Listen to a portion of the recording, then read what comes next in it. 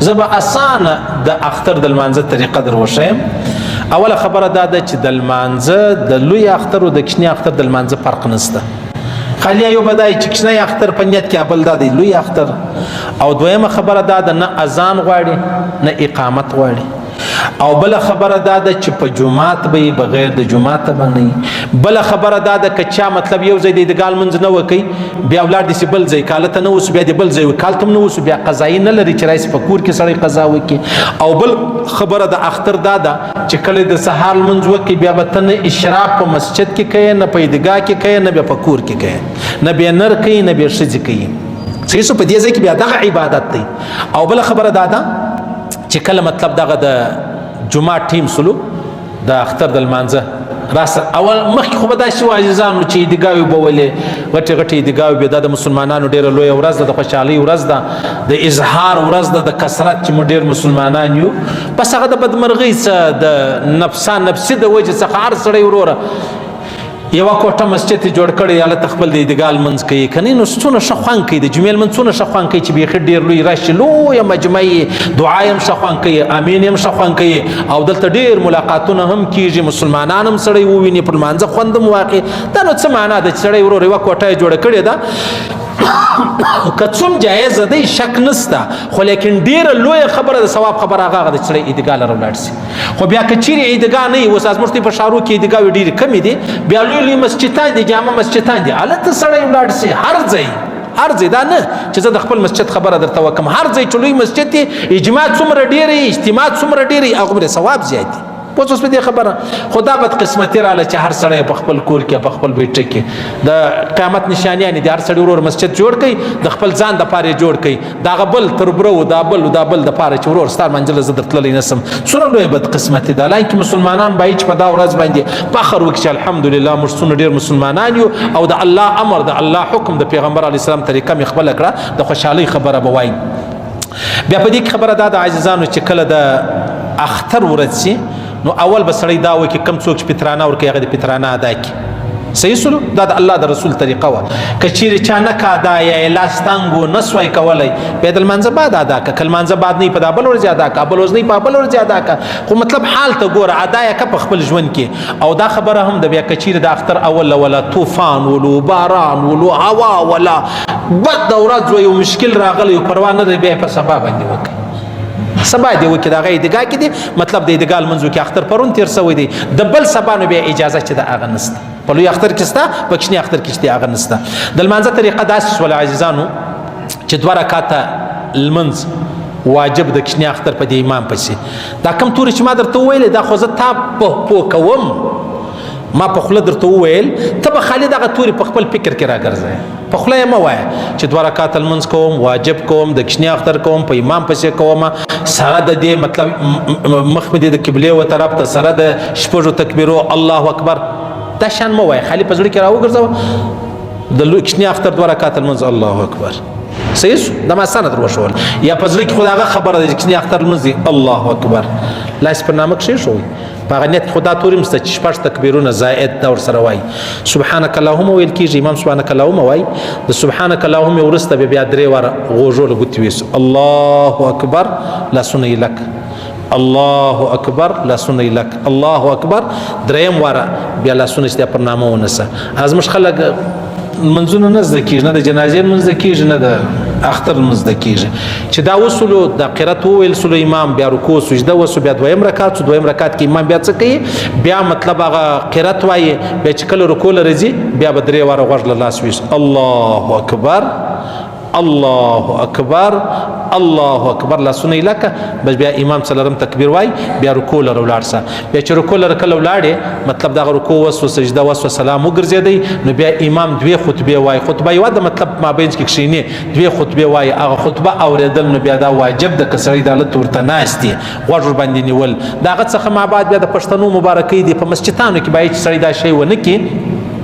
دا زموږ ته خلک یا زموږ د چمن والا زموږ پښتانه ټول خلک د غسې دي بیا کاسې راوړي خوراکونه دا د مسجد شی نه دی د مسجد بیا د بی حرمتي ده د باندې کله دی یو ځای په هغه کې سړی مطلب د ډوډۍ موډۍ کې ترتیب برابر کړي دا شان ضروري نه دي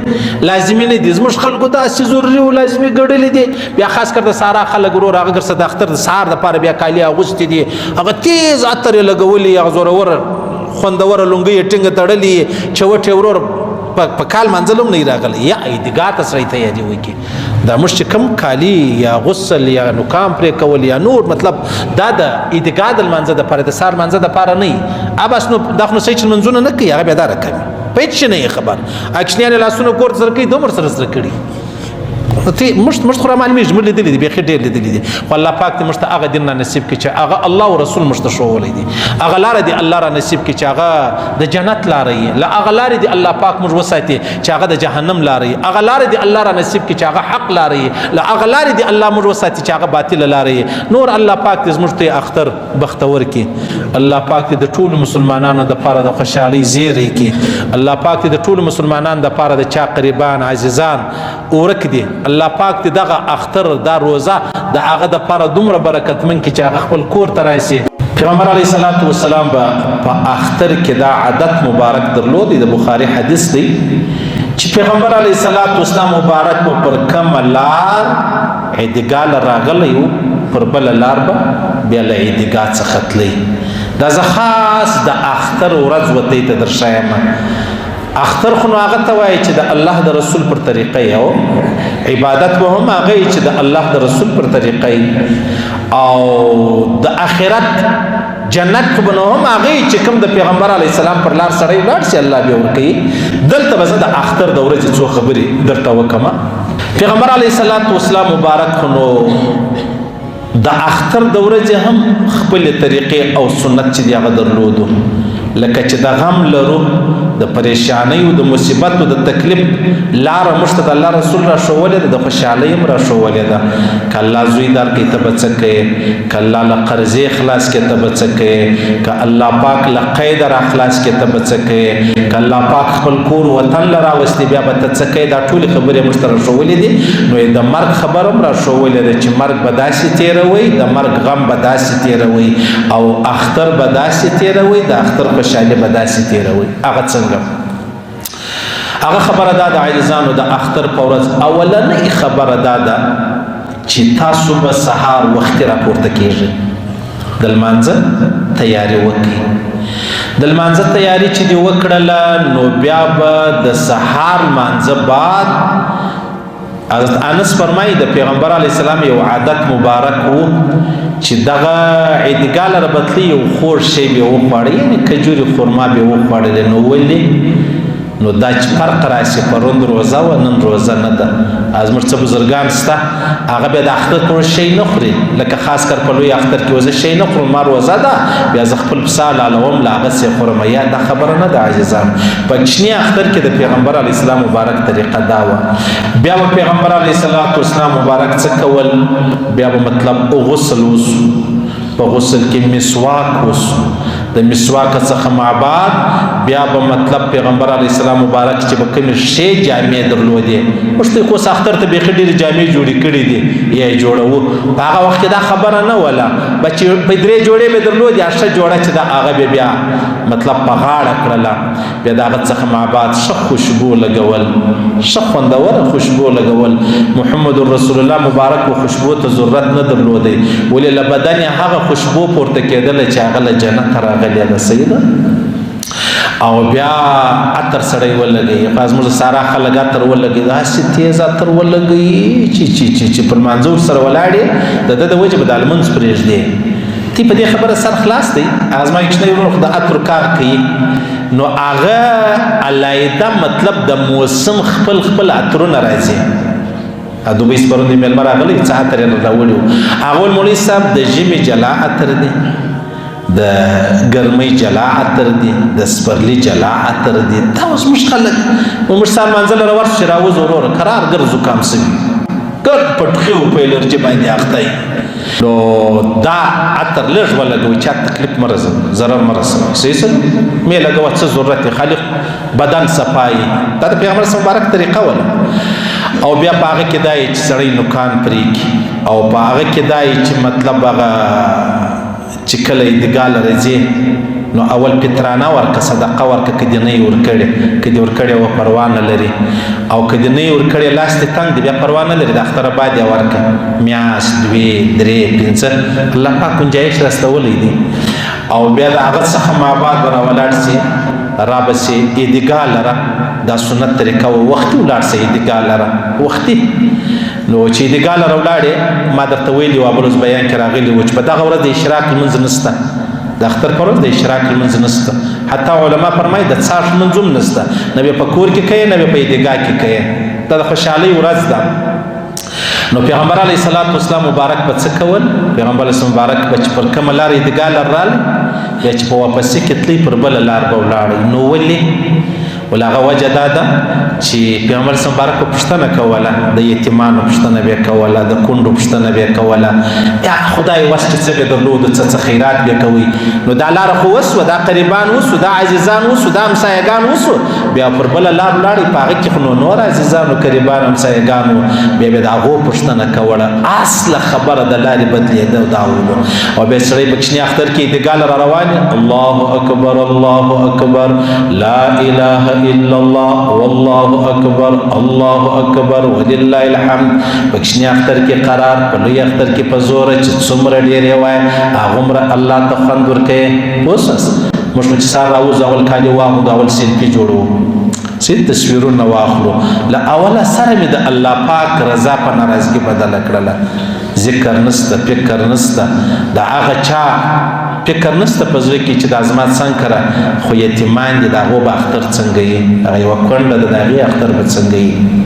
پیغمبر علیه السلام مبارک را روان دی ادګاه لره چې ویې کتل ماشومان ډېر ښه خوند کوي چا به څه اغوستي چا به څنګه یو بچی داسې سایډ ته ولاړ دی یو طرف ته ولاړ دی ډېر خفه غوندې ښکاره کېږي پیغمبر سم پوښتنه جواب کړل تراس چې راوې غوښتې بیا ول څوک یې د چا زوی هغه ویل یا رسول الله د فلاني صحابي زوی یم هغه خو نو شهید سوی دی ستا سره او ښه نو بیا بس نو دا راوتلی یم د اختر ورځ ده پیغمبر علیه السلام زړه ډېر درد وکړي بیا یې دی راوستی کور ته بیا عایشې صدیقې ته ویل غالبا ول دا بچی تیار که څه سر غوړ که څه سر ورڅپا که څه کالي مالي جامې مامې بس دا پلار نه لري دا یې زما او ستا زوی صحیح شو وایي دا بچی بیا ډېر ښه ښایسته کوي مطلب د خپل وس مطابق بیا د باندې راووتی بیا دا کوچنیانو په ده ډېر قص کېدی ول دی د پیغمبر علیه السلام د کور شو صحیح شو دا پیغمبر علیه السلام موږ ته دا لار نه ده راښولې چې خپله خېټه مړه ساته موږ ته دا راښولې د بل خېټه مړه ساته موږ ته دا راښولې دي بیا چې به ادګاه وسوله بیا د ادګاه بعد خو نو بیا پوښتنه یې علاوالي هغه خلکو مطلب صحابه کرامو کې دا و چې د اختر مبارکي به کوله تقبل الله منکم صالح الاعمال دا مطلب چې خدای پاک د زموږ ته نیکۍ عبادتونه قبول کړي استغفار الله قبول کړي بس یو مصافحه به سره وکړه اختر مبارکي مې وکړه نو اختر خو بیا چې تیر شي نو بیا خو بیرته هغه دی یا بل ورځ بیا نورې روزې پسې شروع کېږي بیا خپل 5 وخته لمونځ په جومات کې د الله شکر سره ادا کړي بیا پاغه کې سړی د خپل قریبانو کړه ځي او راځي په دا قرابت کې لږ ښه خیال ساتي دا د ماما زوی دا د خاله زوی دا د عمو زوی په اسلام کې نشته د باندې شته د نن نشته هیڅ ضرورت یې نشته یوازې ضرورت یې نشته په کور کې ورسه د خپل کور ټول شامپو وخوره دا ستا ښځه ستا لوڼې دا دې دپاره چې دې خدمت وکړي ته ولې مولوي صاحب ته ډېر کم نظره نه یاست تنګ نظره نه یاست تنګ نظره نه یم عقلمند یم صحیح شو عقلمند یم ټولې پیښې له دې راغلي دي نو دا شی زده کوي عزیزانو صحیح شو او ډېره مهمه خبره در وښیم همسایګانو پوښتنه وکړئ همسایګانو پوښتنه وکړئ چې وټې لري کې نه لري کې لري کالي لري کې نه لري پوښتنه پر وکړئ په ذوالجلال دې مې قسم یې الله پاک دورې دی د الله ټوله رضا دورې ده دا خبره تقریبا ختمه شوه